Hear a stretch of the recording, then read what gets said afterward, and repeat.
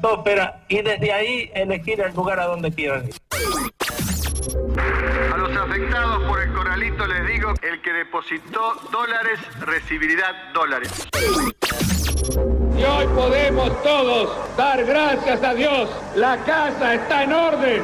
¡Felices Pascuas! Che, esto ya pasó, ¿no? Volver a pasar. Vintage.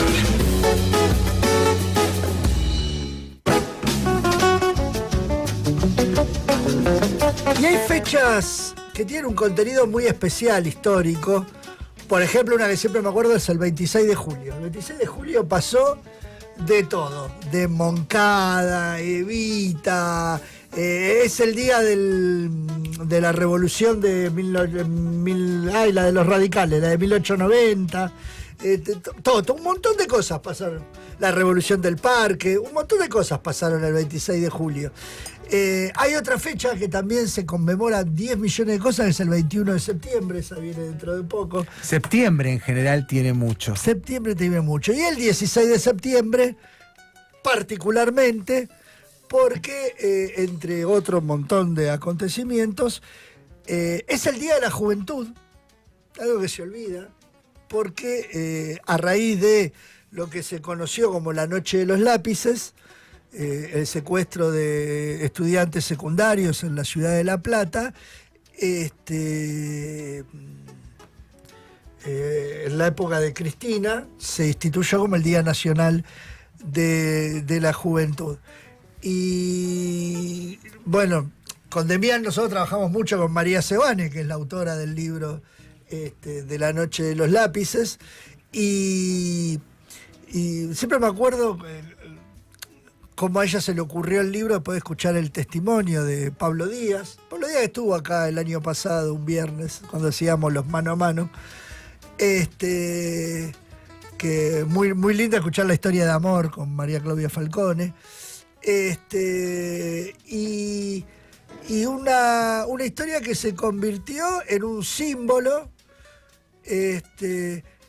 un símbolo que nadie quiso, me parece, pues ni María me parece que en el libro se lo plantea de esa manera, como un día de reivindicación de una lucha, de un movimiento estudiantil por el boleto secundario, que fue anterior a las desapariciones de los chicos. No fue porque los chicos desaparecieron por eso, de hecho lograron en el 74, 75 lograron el boleto secundario en la ciudad de La Plata, algo que hasta el día de hoy creo que en la provincia de Buenos Aires fue María Eugenia Vidal la que lo instauró y después no lo promulgaba nunca. Bueno, después al final se logró el boleto estudiantil en la provincia de Buenos Aires. El otro día veía a unos chicos en el subte con el carnecito del boleto estudiantil, y uno decía, ay, mira qué lindo, tanta lucha, valió la pena. Y bueno, muchos habrán visto la película, que fue casi simultánea al libro, con lo cual lo que terminó trascendiendo al mundo fue la película. Sí, de hecho, que en época todavía de alquiler de películas, sí. Y al poco tiempo entró en la secuela. Yo la llegué a ver, o sea, se estrenó y yo la vi el año en la secundaria. Claro. A mí me la pasaron como tipo esas películas obligatorias que sí. Te digo que casi nos morimos porque viste que la había... Tiene es muy fuerte para la escuela. Pero está la bien. Escuela muy progre. No, no la crean. No, después se pasó en todos lados.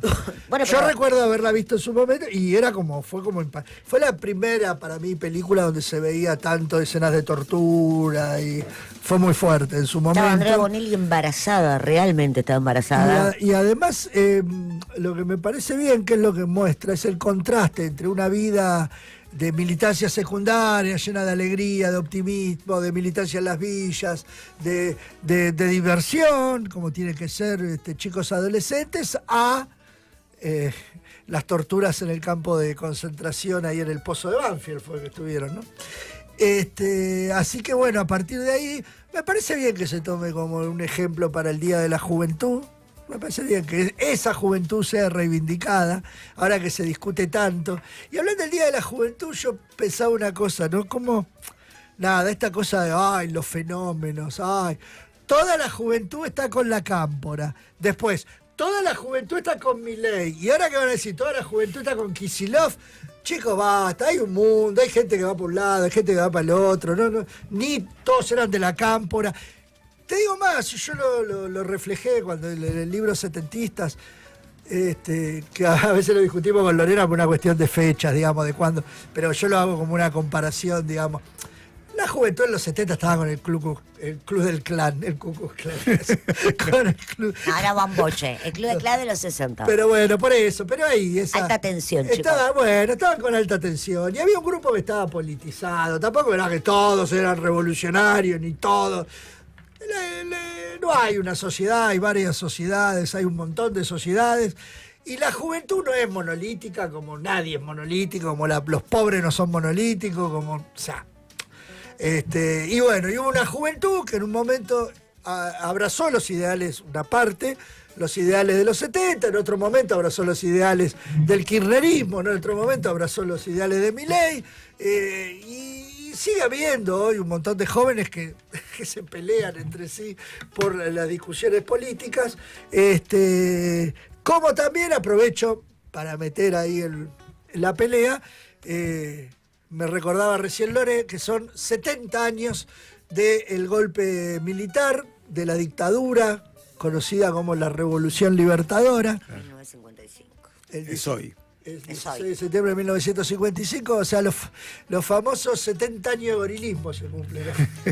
En vez de los 70 años de peronismo, son los 70 años de gorilismo. También para terminar con un proceso popular, democrático, constitucional. Ustedes saben que a mí la historia me apasiona, me gusta mucho, y es muy interesante leer en los diarios de la época, no solo los del golpe, sino los previos al golpe, donde Perón era el tirano, Perón, que era el presidente constitucional votado por los argentinos, era el tirano, y los golpistas eran la democracia, eran los que venían a restaurar la república, el orden, la democracia, y eran los golpistas. Y el presidente constitucional, elegido por el pueblo, al que masacraron, al que bombardearon, al que le echaron de todo, eran los tiranos. Raro. También se quiso hacer algo de eso en la década ganada, digamos. La diferencia es que, bueno, creo que como sociedad ahí avanzamos un cachito y las conspiraciones golpistas no tienen el visto bueno que solían tener en otro momento. Siempre recomiendo, pero porque a mí me parece que también son joyas de época. En 1956 se estrena Después del Silencio, que es una película alucinante. Yo la recomiendo porque digo, alucinante en términos de ver cómo, es una película como si fuera los aliados versus el nazismo es el peronismo y los aliados. Entonces vos ves los héroes, esto es real, que hay uno que se parece a Rojas, de hecho, andan con los anteojitos, y, o sea, como que la resistencia estaba en Uruguay, en Montevideo, y venían a salvar. Hay que verla porque es monumental. Sí, a veces, que yo a veces discuto estas cosas con Lore cuando habla de los fenómenos del momento, de la época. Así como leí los diarios en la época de Perón, ustedes saben que yo soy editor de la revista Caras y Caretas, también leí sobre todo Caras y Caretas, pero las revistas y los diarios de la época de Irigoyen, el discurso era el mismo. Era terrible. Irigoyen era el populista, el dictador, Hay una cosa había llenado el estado de ñoquis. Hay una cosa que se repite. Incluso más actual, que son las notas en las que acusaban a Irigoyen de trasladar plata en bolsos. Sí. O sea, lo de los bolsos se repite incluso. Se repite cosas muy a Irigoyen La Nación le decía el populista. Sí. Irigoyen, que llenó, pero escuchá, decime si no es un discurso de hoy, llenó el estado de radicales. Sí. Claro, el tipo tuvo que crear todo, desde el registro civil hasta... Porque no había nada, en la Argentina no existía. Y claro, ¿qué puso? Empleados públicos, radicales. Bueno, llenó el estado de radicales. Porque lo que ellos no querían es que crezca el Estado en el fondo, digamos, que es lo que sigue pasando. Después con Perón más o menos el mismo discurso y después volvió ahora también más o menos el mismo discurso. Así que mucho.